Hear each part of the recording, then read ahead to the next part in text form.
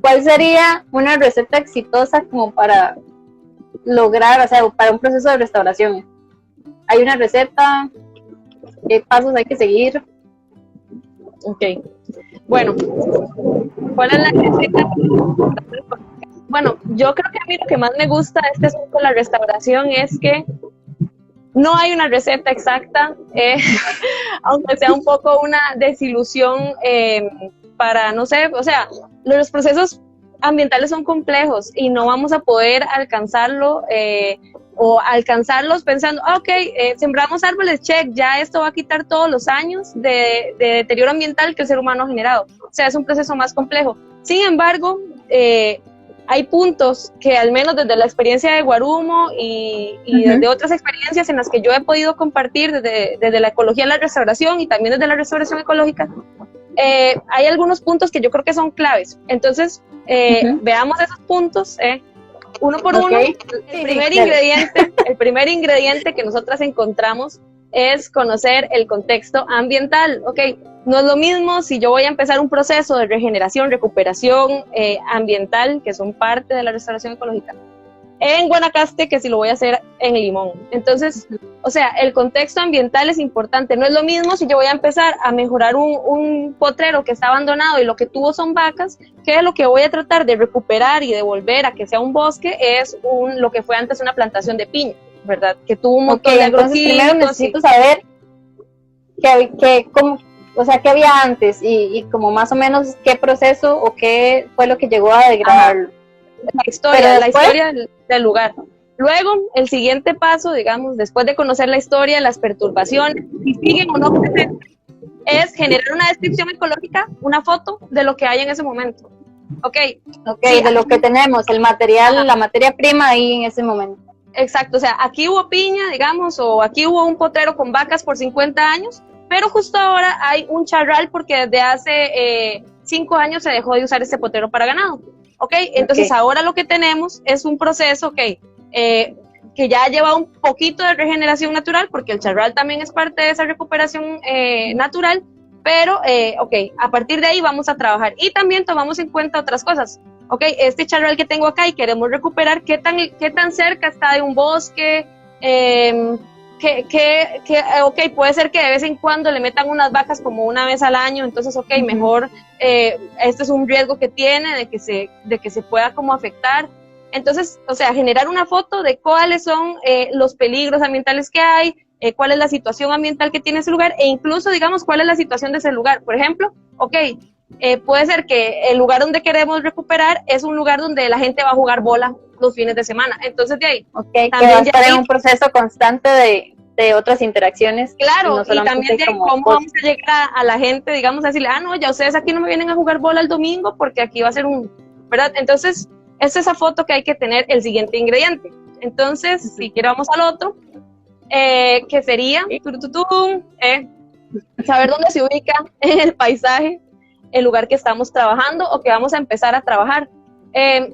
Yo quiero hacer aquí como un paréntesis. La restauración ecológica puede ser un proceso activo, pero también puede ser un proceso pasivo. Y los procesos pasivos, con procesos pasivos me refiero a no hacer absolutamente nada, sino dejar que el bosque se regenere, porque la naturaleza es maravillosa y ella misma sabe qué hacer. En un pedazo concreto sale un arbolito, ¿verdad? ¿Y puedo hacer un mini paréntesis? Claro. Los charrales son importantes, gente. Respeten los charrales. Por favor.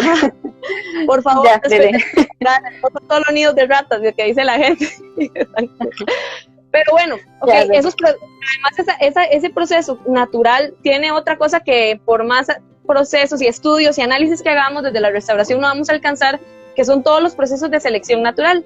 Lo que pasa es que hay lugares que están tan deteriorados que van a necesitar intervención para poder acelerarlos. También porque de ahí a veces sucede que que la gente quiere ver los resultados. Por ejemplo, si tenés un fondo para alcanzar, recuperar un bosque, pues no puedes tardar los 150 años, 100 años que dura eso. ¿Por qué? Porque motiva a las personas que invierten en ambiente ver resultados a corto plazo. Y ahí es donde proceder ayuda.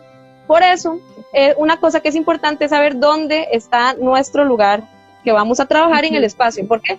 ¿Qué tan cerca está de un bosque? Porque de ese bosque pueden llegar murciélagos, pueden llegar aves, pueden llegar mamíferos que traen semillas, pero si ese bosquecito que vamos a trabajar está en medio de la bananera, pues, y es fumigado, ¿verdad? Y ya no hay ni insectos, ni es atractivo para las aves y murciélagos insectívoros, pues, esas son cosas que hay que tomar en cuenta.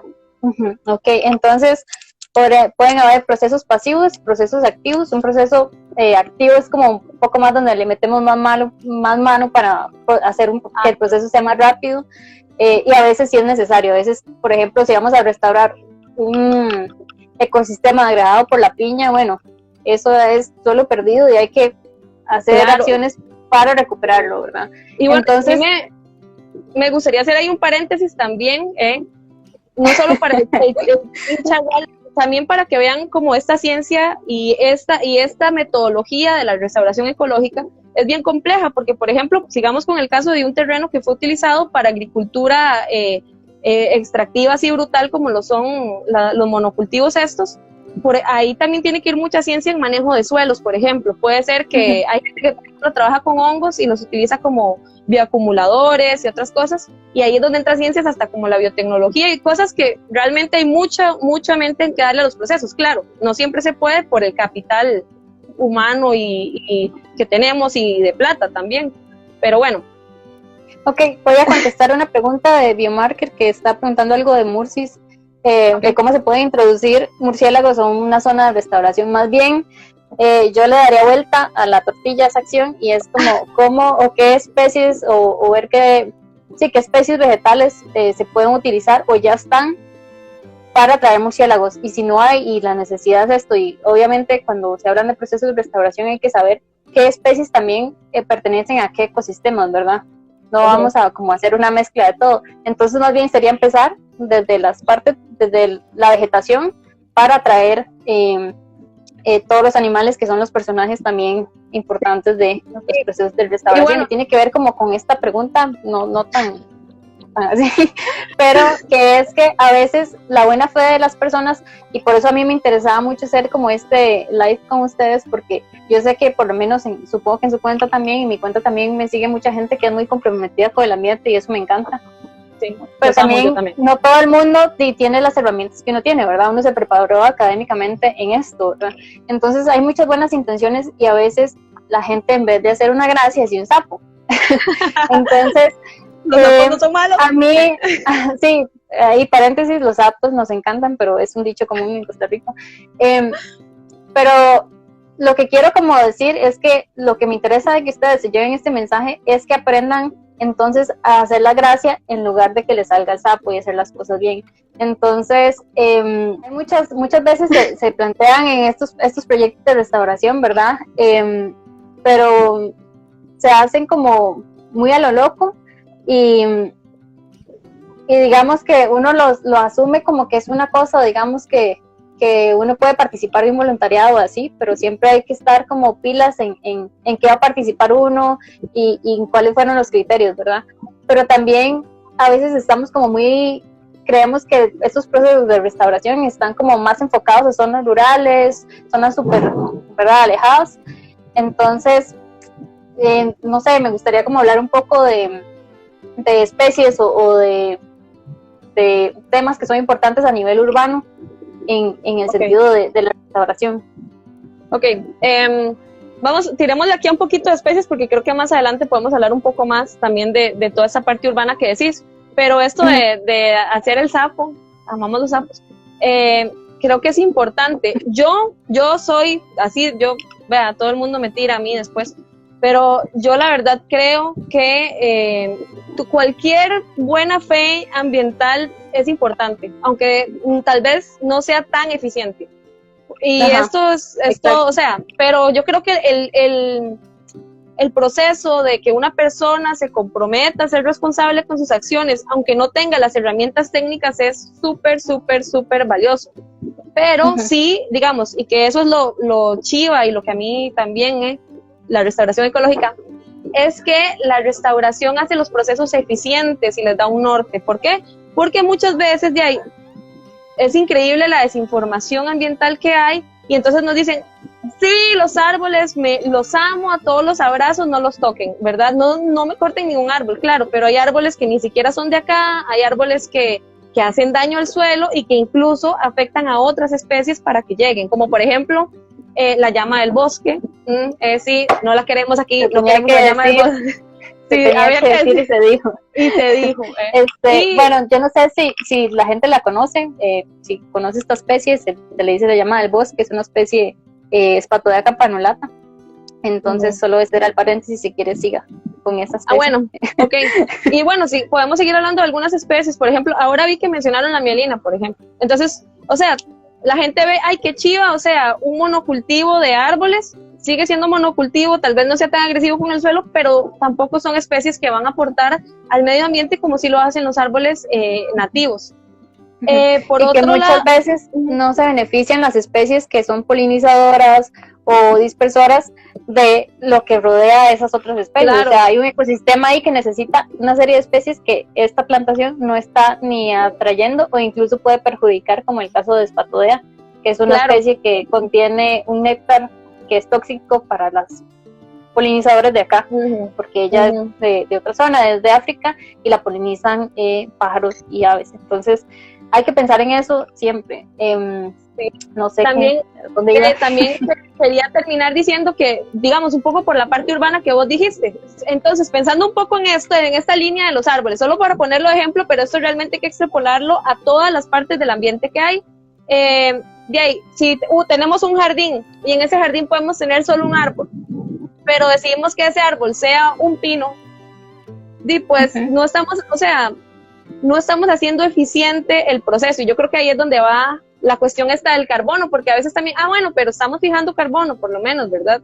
Pero no, o sea, si vamos a tener árboles y queremos que ayuden a la captura de CO2, ¿por qué no también sembrar árboles que sean eficientes con el ecosistema y ayuden a la región en la que estamos haciendo un esfuercito ambiental, por pequeño que sea?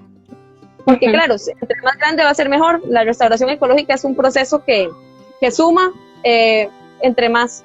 O sea, realmente tiene mayor impacto si se hace a mayor tamaño, pero eso no quita que los esfuerzos pequeños no sean valiosos.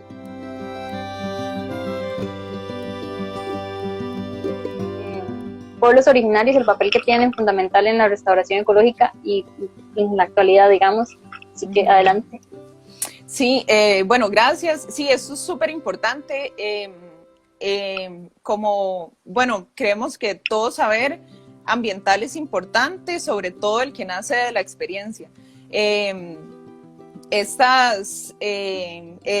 Los pueblos indígenas y las comunidades rurales por años han cuidado de muchas extensiones de bosque a lo largo de Latinoamérica. Esto es una tendencia bastante importante, que yo creo que es algo que es muy rescatable, ¿verdad? Porque muchas de las áreas protegidas ahorita se encuentran dentro de territorios indígenas y están protegidas porque son un territorio indígena.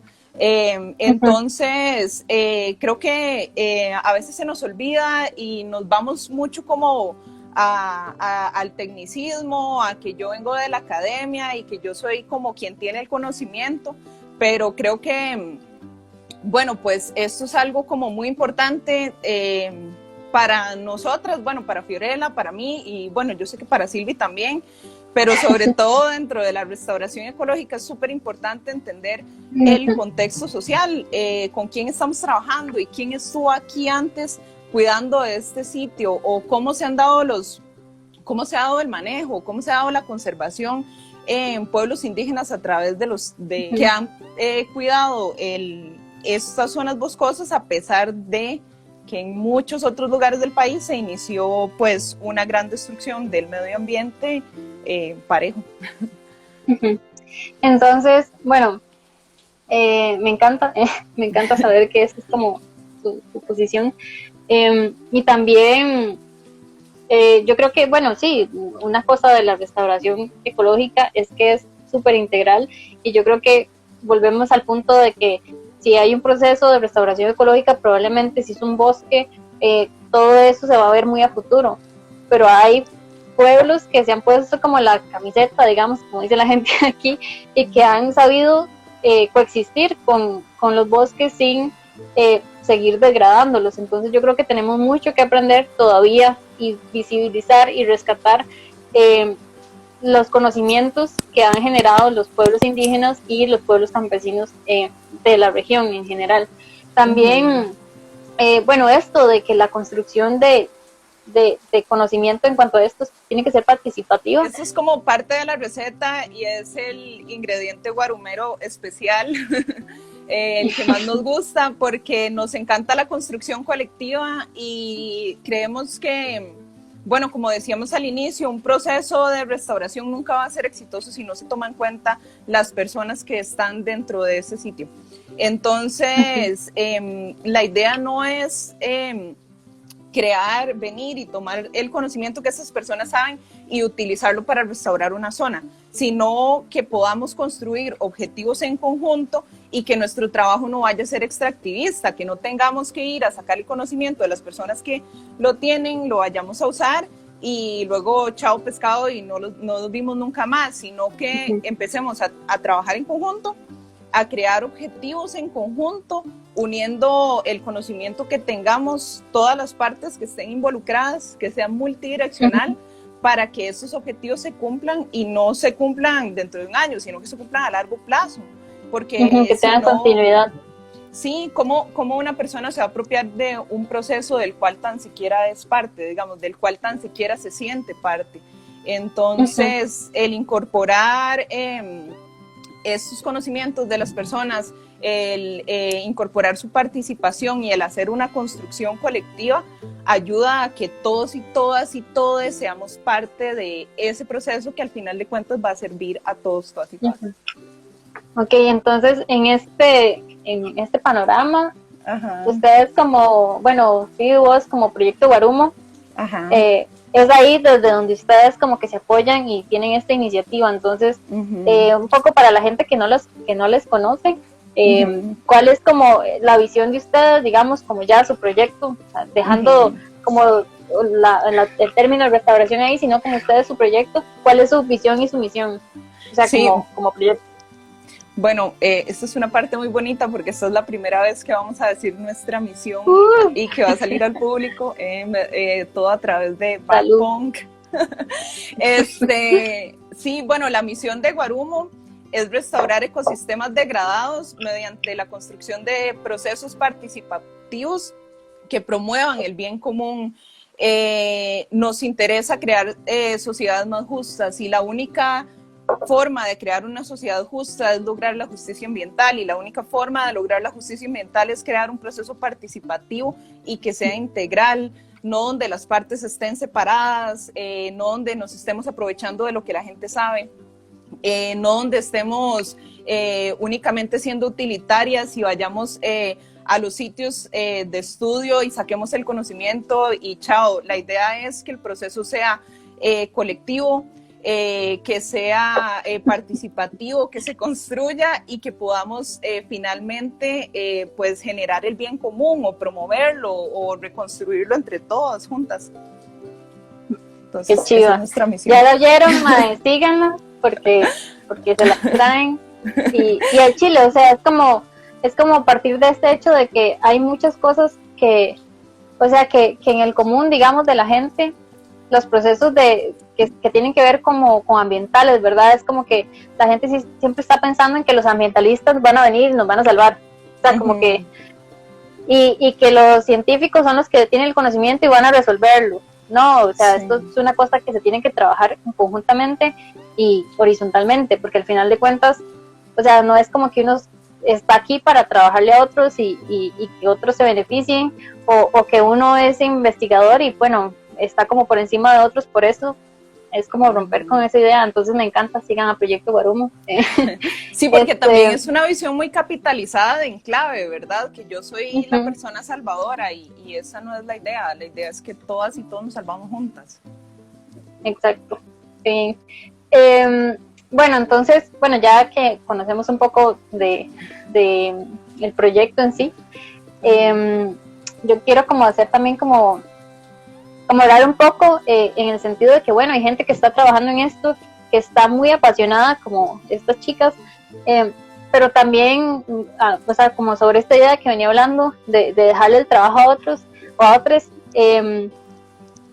nosotros también tenemos como que asumir nuestras responsabilidades ambientales, y esto es como de rejo parejo, o sea, como que la gente siempre está esperando como que otras personas hagan por uno, ¿verdad? Entonces, es básicamente tomar, o sea, las decisiones y pensar que cada acción que nosotros, o sea, tomamos en nuestra vida puede incluso dañar, aunque sea indirectamente, a un ecosistema, o puede beneficiarlo. Entonces, sí, lo mejor es que tomemos el camino de beneficiarlo, ¿no? Entonces, en eso yo quería hacer una reflexión de que tal vez ese es un tema que la gente no está común, o sea, no es tan común, o no lo ha escuchado mucho, o tal vez sí, parte del hecho de que aquí la gente no sabe, para que haya un poco más de, o sea, que se entienda para todos, que el hecho de que también las personas a veces, o sea, por lo menos la gente que vive en un poco más, voy a usar este término muy tico de valle centraleño, la gente que vive en las ciudades de Costa Rica está también un poco acostumbrada a que, ok, cuando se van de vacaciones, lo que les gusta es ir a la montaña, ir a las playas, ir a ver esos paisajes bellísimos que están ahí, divinos, así como preciosos para el selfie y para uno. O sea, están los bosques ahí por y para uno. Esa es como una visión de que tiene la gente, ¿verdad? Aprovechar como estos espacios, pero luego, o sea, ¿qué estamos haciendo nosotros por y para sus bosques?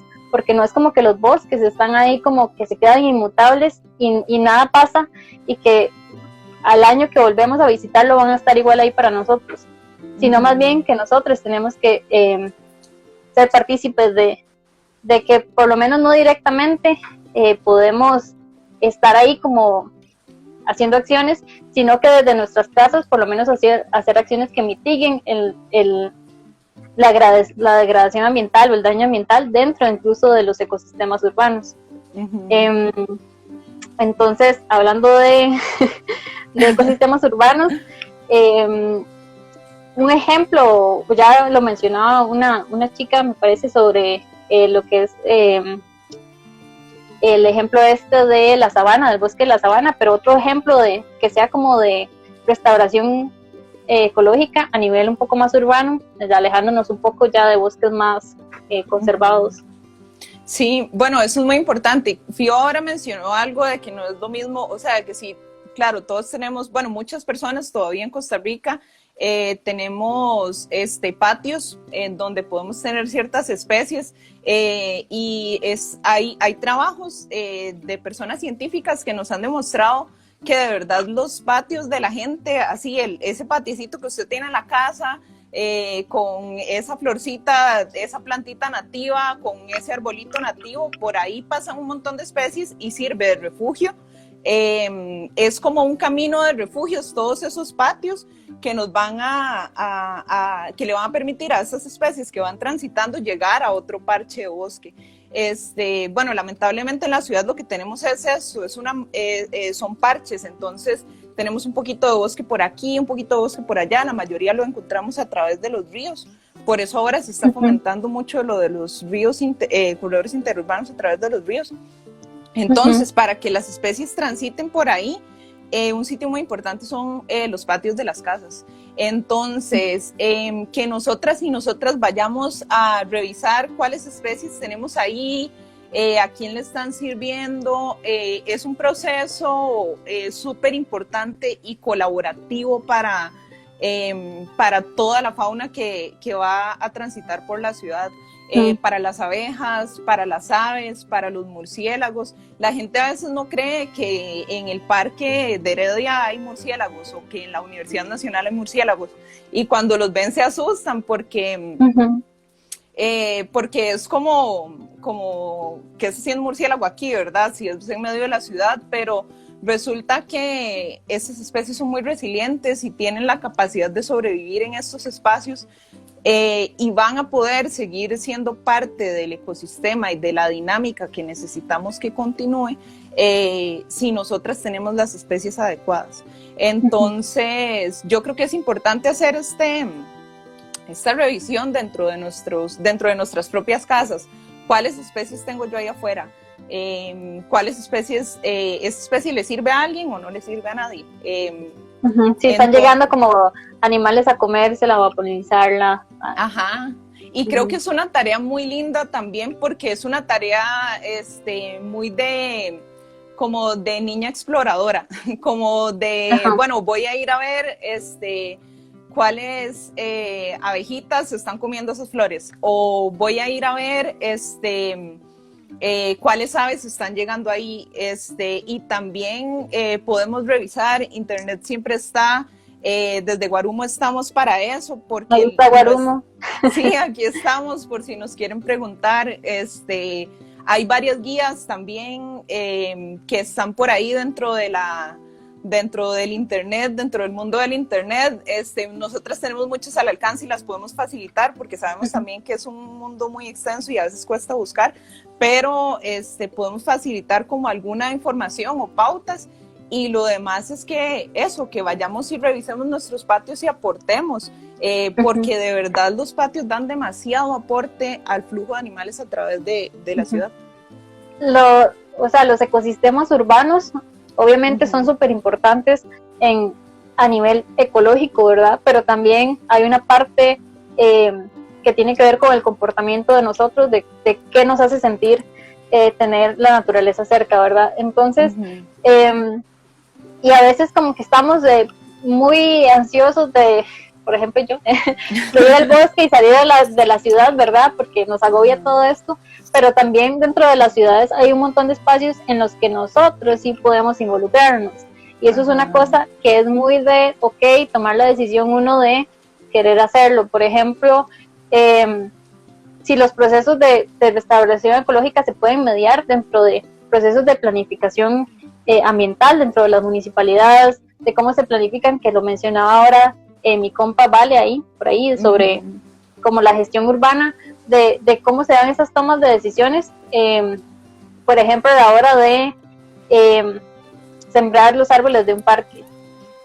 O sea, nosotros podemos ir a la municipalidad y también buscar esa información, no es como que eso esté así súper lejos, entonces también como fomentar a la gente a que se motive como de, ok, hay un parque ahí a la vuelta de mi casa, voy a ir a ver qué hay ahí y qué especies llegan o qué, y tratar como de motivarse, y esa parte de los jardines a mí me encanta porque la gente o sea, si ustedes tienen hijes o sobrines o conviven con niños pequeños, la parte de estar cerca de la naturaleza fomenta un montón de habilidades que no necesariamente es que se van a hacer biólogos o biólogos cuando sean grandes, sino que se fomenta la observación, un montón de procesos de aprendizaje que de fijo les van a servir. Entonces, nada más ahí como para agregarle eso, Ale. Y también esto, que si ustedes creen que realmente los procesos de restauración se pueden como meter ahí dentro de decisiones gubernamentales como las municipalidades. Sí, y de hecho yo creo que es una necesidad, bueno, por ejemplo, con este ejemplo de los corredores biológicos interurbanos, ahí es importante que lo que se haga no sean solo reforestaciones, porque sí, digamos, sino que se escojan bien las especies porque si es un corredor interurbano y lo que queremos es que por ahí pasen otras especies animales y se dé, como decía Fío ahorita, un flujo genético, que es algo muy importante, ocupamos elegir bien las especies. Quizás explique un poquito qué sería flujo genético para la gente que está en otras, digamos, que no sabe qué es. Si las especies empiezan a aislar, vamos a tener problemas en la genética de esas poblaciones, porque vamos a tener, por ejemplo, si tenemos un montón de zorros pelones que están aislados en una islita de bosque, se van a empezar a reproducir entre hermanos y entonces los hermanos que nazcan van a ser de esa misma genética, y si ellos tenían como, digamos que alguno tenía una enfermedad, esa genética se va a reproducir y tal vez esa enfermedad hipotética que estoy poniendo va a matar a todos los zorros pelones. Pero, sí, es decir, que como cuando se limita el flujo genético, digamos, puede haber la pérdida de diversidad de especies y entre las mismas especies, ¿verdad? Tu flujo de genes, ¿verdad? se pierde. Entonces Exacto. la importancia es que se mantenga como esa interacción para que también las plantas vayan adaptándose o los animales se vayan adaptando a las interacciones que tienen con el ambiente. Sí, y que se vayan conservando entonces los hijos de de los individuos que pueden resistir más a las condiciones del ambiente que está cambiando, ¿verdad? Y bueno, Silvia, dentro de lo que usted decía de los niños y niñas chiquititos, que bueno, también es un poco de lo que menciona Biomaker y Megan, que dicen que como que siempre las mamás quieren como que no quite esa mata porque trae muchos bichos o mate esa araña, uy, ve esa araña, mátela. Esto es como un proceso todo importante para las personas cuando están chiquititas, porque, por ejemplo, mi sobrino le tenía demasiado miedo a las arañas y un día yo lo estaba cuidando y vi una araña y le iba a matar y yo le dije, no las mate porque son mis amigas. Y entonces él nunca más volvió a matar una araña. Y ahora cada vez que ve un bicho, cuando ve una hormiga, me dice, Ale, ellas también son sus amigas. Y Ale, los abejones son sus amigos. Entonces él ahora sabe que todos son amigos y que todos sirven para algo.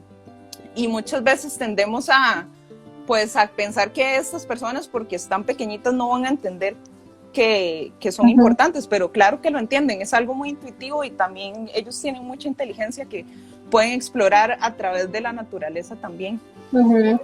Sí, entonces si ustedes son tíos o tienen hijos, por favor no les maten con el adultocentrismo, sí. La noción de aprendizaje y de observar y esas ganas como de estar viendo todo y buscar respuestas, no se los maten, por favor.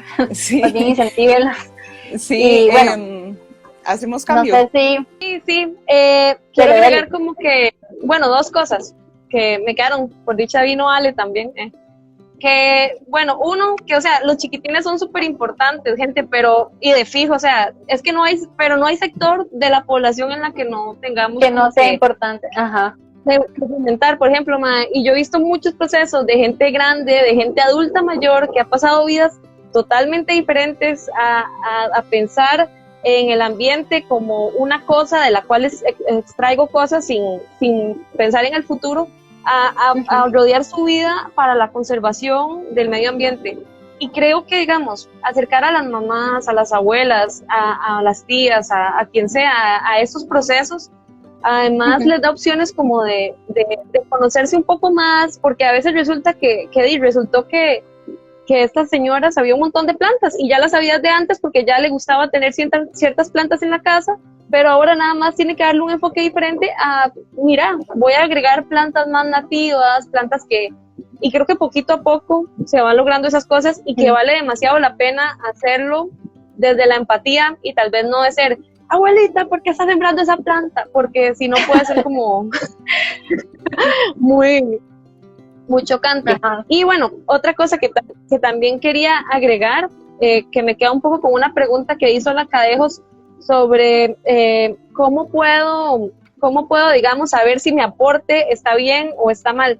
Yo también quiero, así como a mí me encanta el drama y la polémica, y así para que me odien los técnicos de ambiente como yo, vean, mucha gente de ciencia sabe muchas cosas y no las están aplicando, como gente que a veces las ha aprendido de la experiencia y se han mandado sin saber y que asumen esas responsabilidades y empiezan a transformar el mundo. Y, digamos, muchas cosas, o sea, siento que mucho es esto de inventar el agua caliente y que eso está como en top ahora, y de, ay, mira, qué chiva, digamos, la agroecología, cuando tal vez habían procesos que llevaban nuestros abuelos, se llevaban en los pueblos rurales, y que hablan mucho como de ciertas cosas que ahora se ven desde la forestería análoga y otras cosas. Entonces creo que ahorita, como ustedes dijeron, hay muchas herramientas, hay aplicaciones de teléfono, hay internet, hay libros.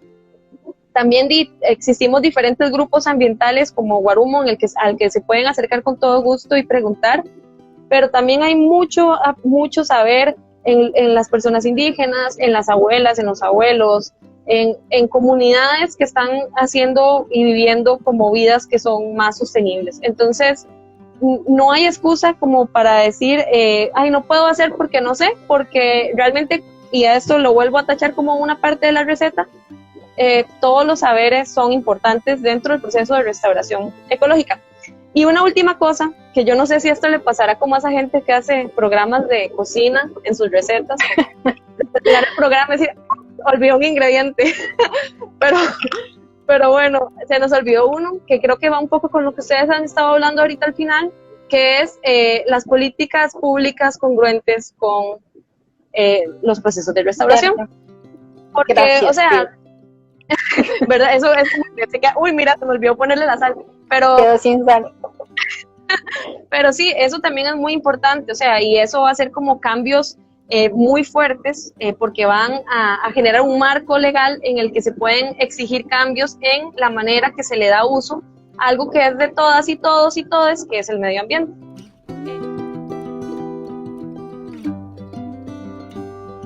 Es la sección de acción y científicas en acción, acción social y científicas en acción.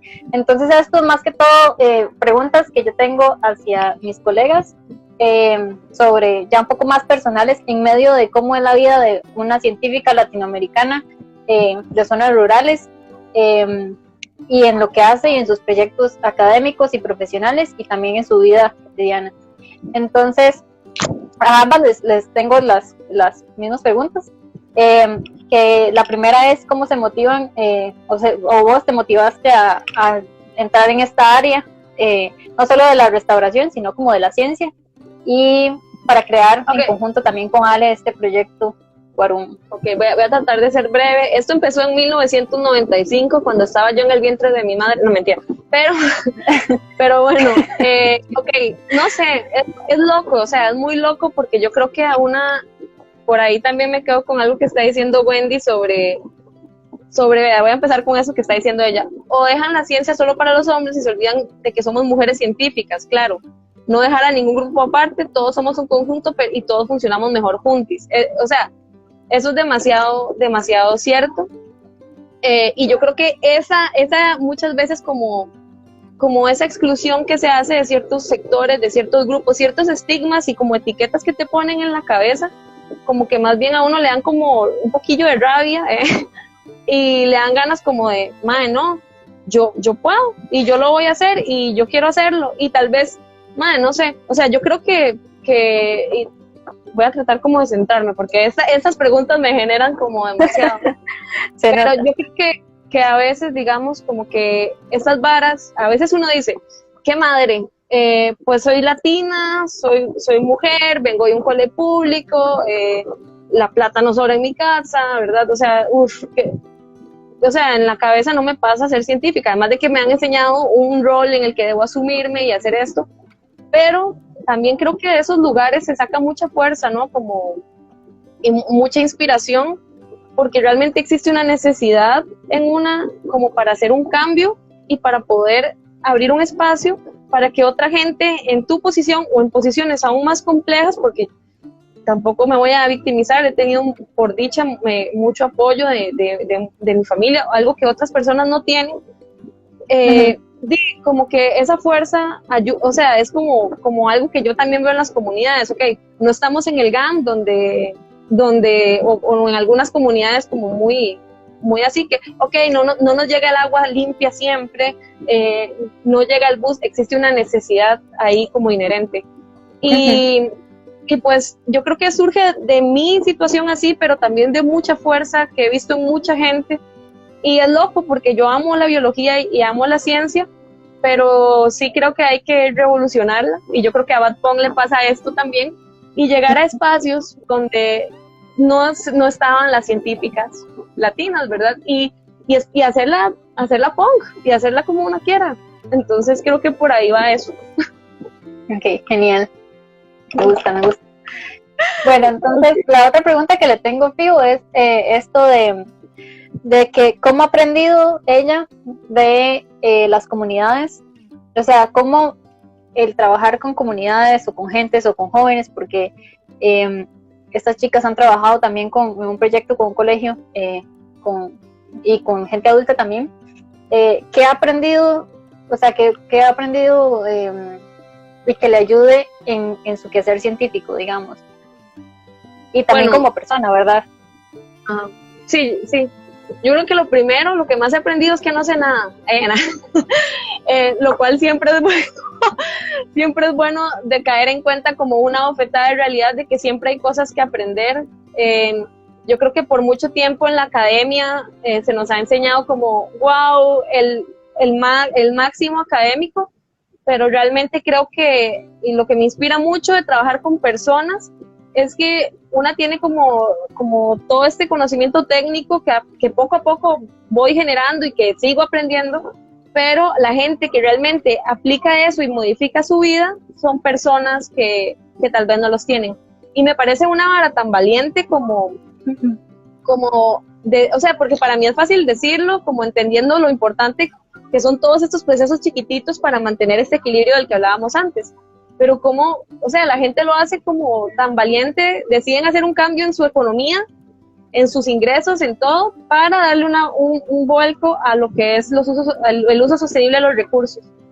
Y pues también otra cosa que he aprendido demasiado de trabajar con personas y que también lo trato de aplicar a la ciencia, creo que es algo que hay que hacer, es romper con las lógicas de competencia, ¿verdad? Y pues entender que nos ayudamos todas y todos y todes a estar mejor, en vez de querer robar protagonismos y cosas así. Okay.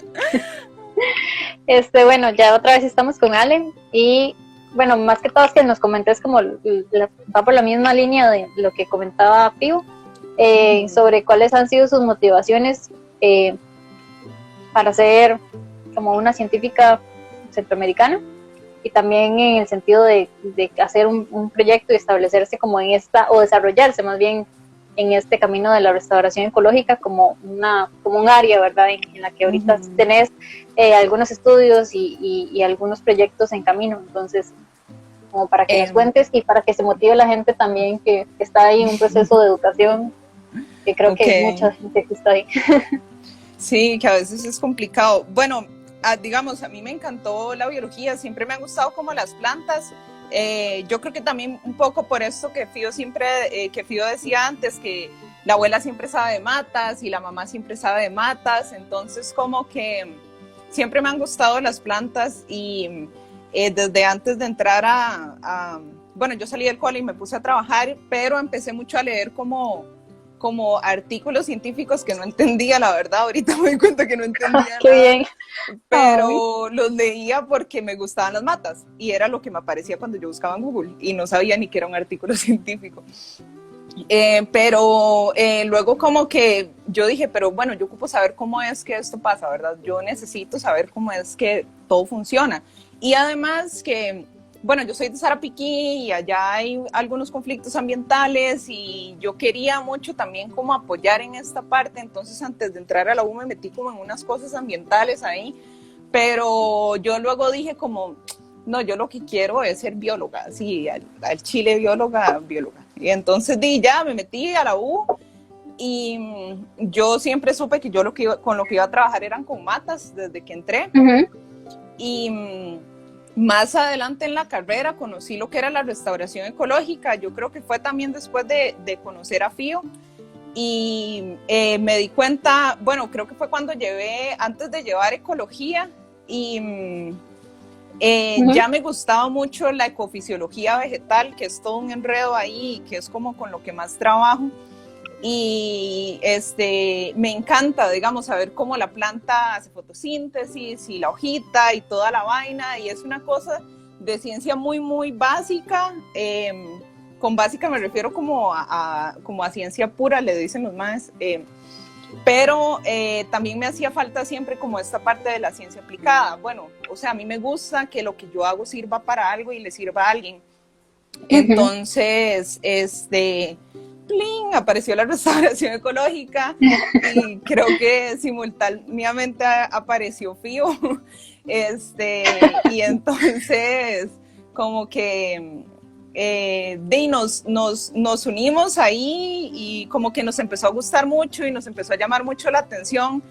Y creo que también es el hecho de que yo creo que siempre he querido, a mí siempre me ha gustado, cuando yo sé algo, yo voy y se lo cuento a la gente, yo hablo mucho, siempre, hasta con las piedras. Entonces, porque yo creo que, bueno, el conocimiento nos da mucho poder y la ciencia nos ayuda a muchas cosas. Un ejemplo muy sencillo es ahorita con la pandemia. Para mí fue muy fácil adaptar las medidas de seguridad, de lavarse las manos y desinfectar las zonas, porque yo llevé microbiología, entonces yo sabía que eso realmente funciona, y yo entendía por qué funcionaba. Entonces, eso me dio una adaptación muy rápida con respecto a las personas que tal vez no han llevado microbiología, porque no todo el mundo tiene que llevarla, no entendían el proceso de cómo se muere el virus cuando uno le echa cloro. Entonces, claro, el proceso de adaptación es diferente y uno a veces no cree todo lo que ve en la tele, y eso también está bien, hay que dudar y hay que cuestionar. Pero creo que esos conocimientos que a veces son como cuestiones todas básicas nos ayudan mucho como en el cotidiano. Y como decía Fío, no todas y todos tenemos las mismas oportunidades, no todas y todos tenemos los mismos privilegios, a pesar de que todos y todas tengamos la misma capacidad o capacidades muy parecidas, y que, bueno, en Sarapiquí yo creo que no todo el mundo puede como venir a la U, porque en el cole en el que trabajamos, por ejemplo, había muchos de los chiquillos que caminaban 1 hora para agarrar un bus que después duraba 40 minutos para llegar al cole. Llegaban de noche, o sea, se iban súper de mañana y llegaban de noche después de venir del cole. Y en esas condiciones no es tan fácil, como decía Fío, pensar, bueno, sí, me voy a ser bióloga, porque sí, y bueno, voy a dedicarle 4 años de mi vida, o no sé cuántos años más, si quiero hacer más estudios para eso, y bueno, tal vez podría estar trabajando apoyando a mi familia, que fue un poco de lo que me pasó al inicio, pero bueno, luego como que las cosas se acomodaron, y entonces yo dije, bueno, si yo tuve este chance después de que me costó tanto como entrar a la U, porque me costó un toque, sobre todo económicamente, yo no puedo quedarme con esto y no puedo ser egoísta, esta vara hay que pasarla. Entonces siempre me ha interesado demasiado como poder hacer comunicación del trabajo, y Guarumo cumple esa función de hacer ciencia que tenga un sentido para el colectivo, y además de que se pueda comunicar, como la restauración, de que podamos hacer restauración y devolver servicios ecosistémicos a aquellas personas que están más cerca de los bosques, como la gente que vive en Sarapiquí, o también poder comunicarla, como esto que estamos haciendo ahorita, hablar un poquito de la ciencia. Ok, qué bueno. Me encanta. Y yo me imagino que mucha gente que está conectada, que tal vez no estudia biología, pero estudia otras áreas, pues también se siente identificada con los procesos, ¿verdad? De cómo, o sea, de lo difícil que es como, tal vez uno tiene motivaciones muy fuertes y objetivos muy fuertes, pero a veces alcanzarlos, uno da como 1000 vueltas para llegar aquí, y tal vez está en un principio la par suya, entonces es como, es un proceso que es un poco engorroso a veces, pero si usted tiene motivación, les va a servir, y bueno, eso.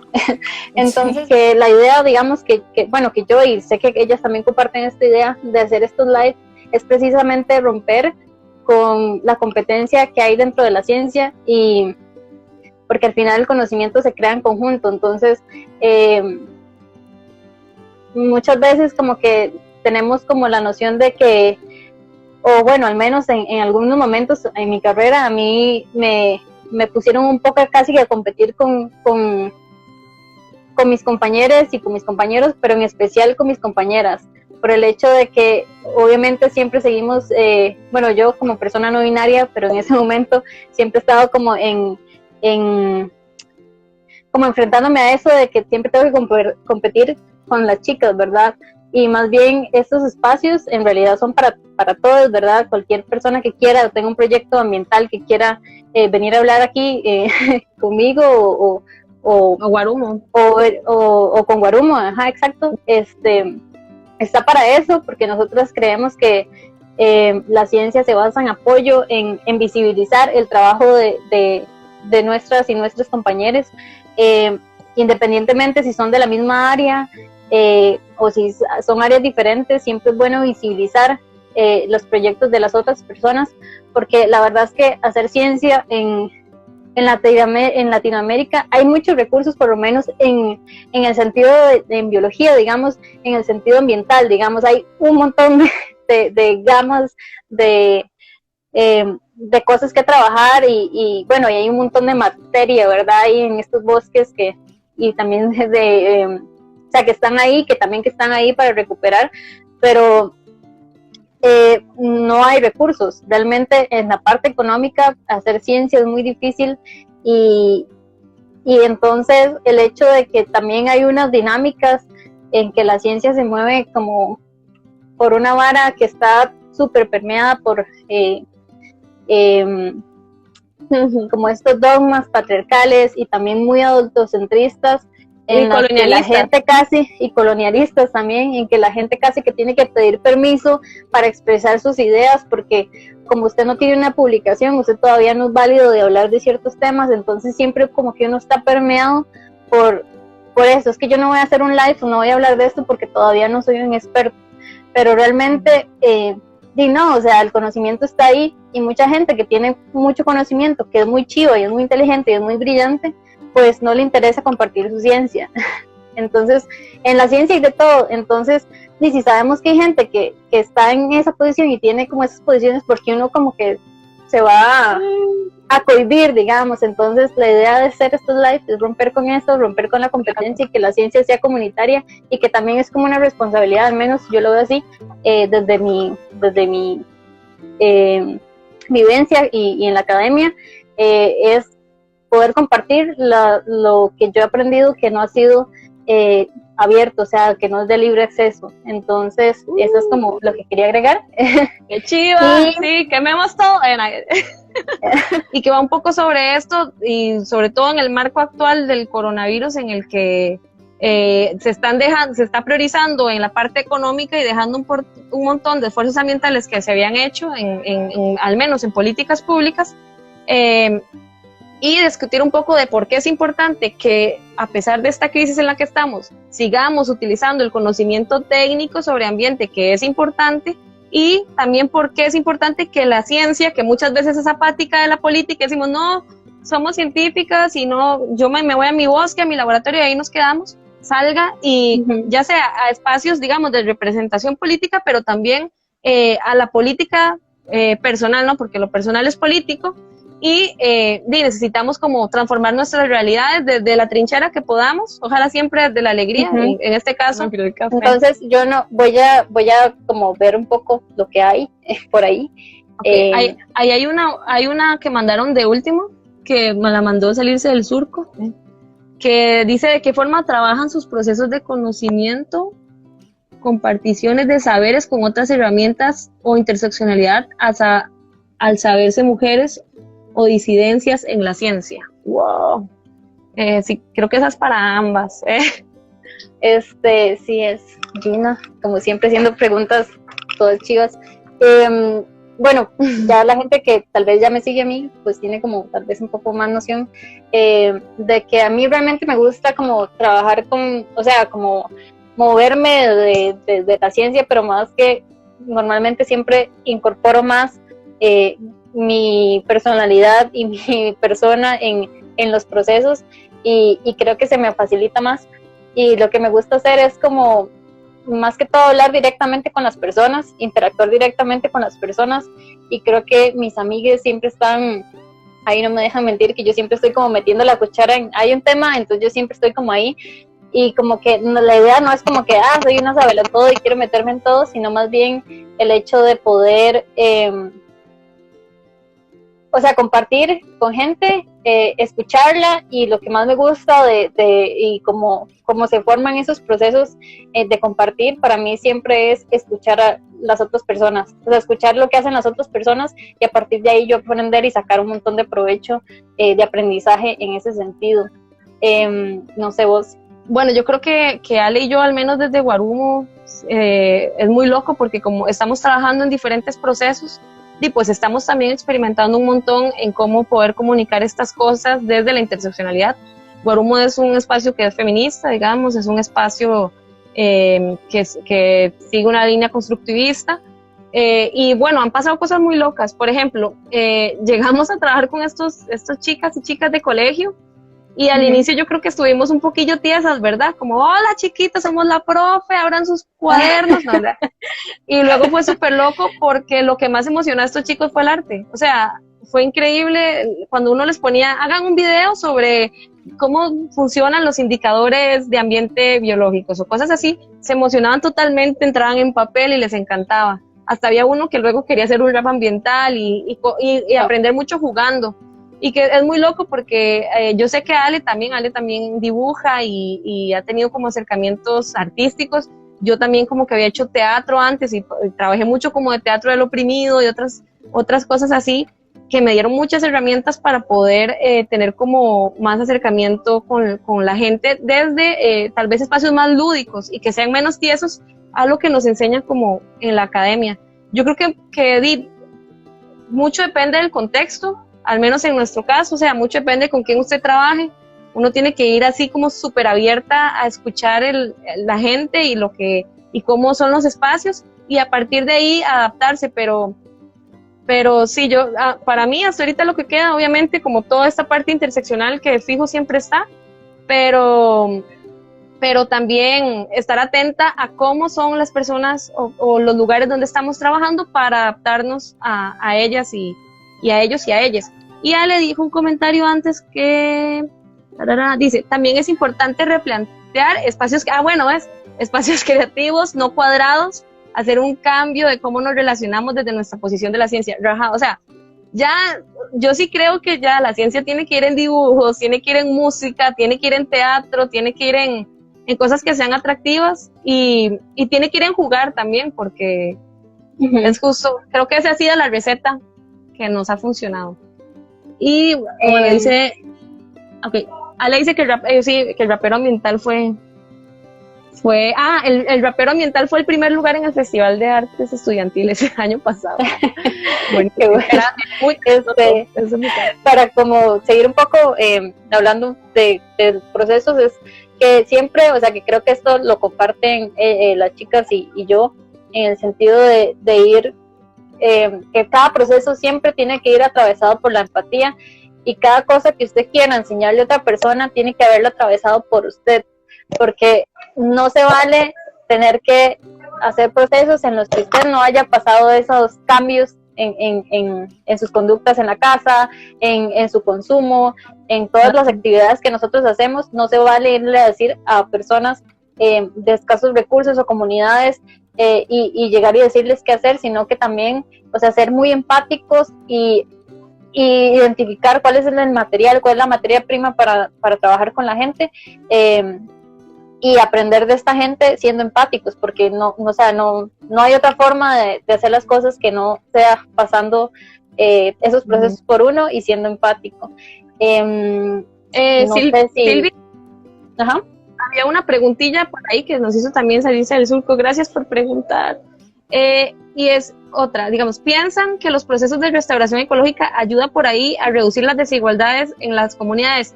Sí, definitivamente sí, o sea, de hecho, yo creo que una de las cosas que más está abriendo desigualdad en los trópicos de todo el mundo es la explotación irracional de los recursos, que además es un uso desigual de los recursos entre las personas. ¿Por qué? Porque usualmente son empresarios de otros países, incluso transnacionales X, que se vienen ya sea con ganadería o con monocultivos y están generando el mayor riesgo en la actualidad para los trópicos, no solo de América, sino de todo el mundo.